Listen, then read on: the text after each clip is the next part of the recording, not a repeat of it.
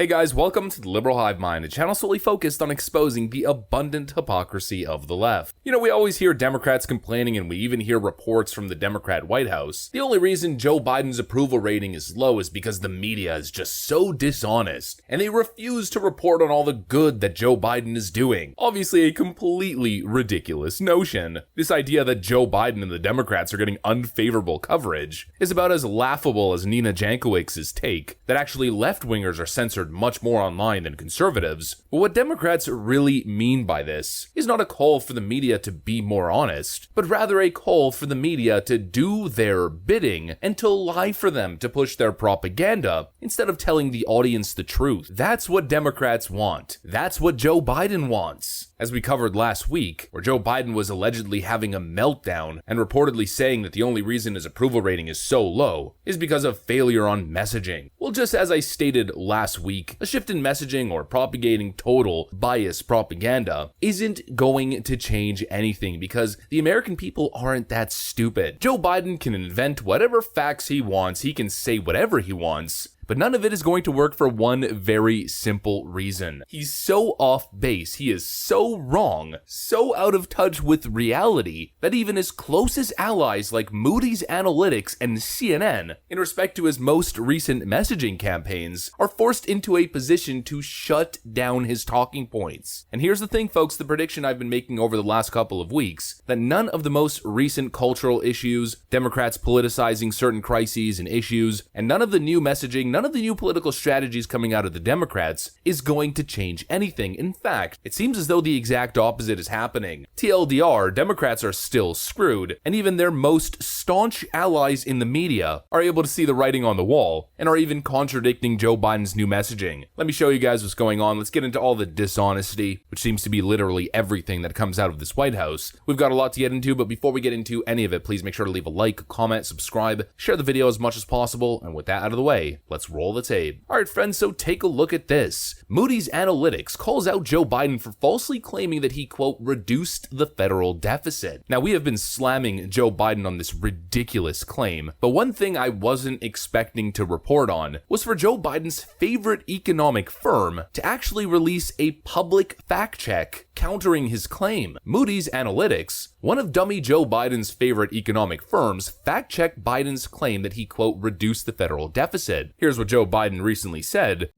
My friends on the Republican side like to paint me as the big spender. But let's look at the facts. Facts matter. Under my predecessor, the deficit exploded, rising every single year he was in office. Under my plan, we're on track to cut the federal deficit this year by $1.7 trillion. Hear me now? This year by $1.7 trillion. And this has been his most recent talking point, of course probably drafted from millions of dollars of research from the DCCC. And well, even lefties, at least the honest ones, aren't buying this clear bullshit.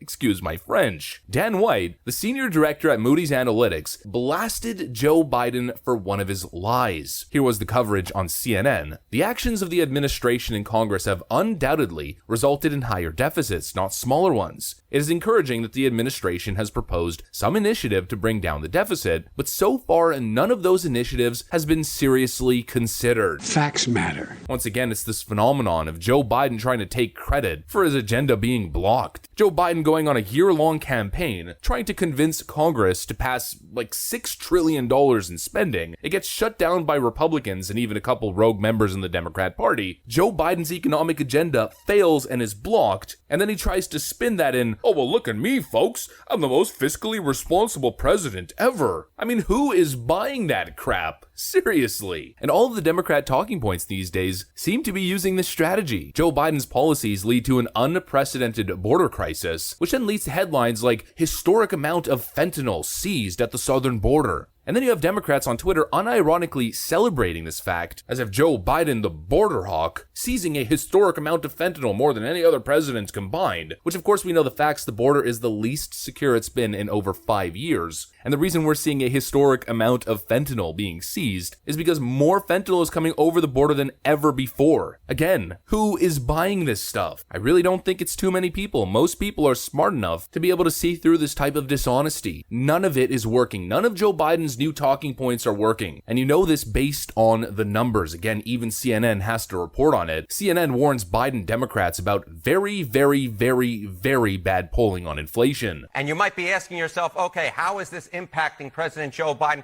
Look at his job performance on gas prices. You don't have to be a mathematical expert to know that 31% is a very, very bad number. The vast majority, more than 2/3 of Americans, disapprove of Joe Biden's job on gas prices, Jake. Joe Biden's job performance on inflation, look at that, just 28%. Disapproval rating, 2/3 of Americans disapprove of Joe Biden's job performance on inflation. And, you know, that is a very, very, very, very, very bad number when what is the most urgent issue facing Americans? Look at that, inflation, 33%, the clear runaway there, 3 times as many folks who said abortion.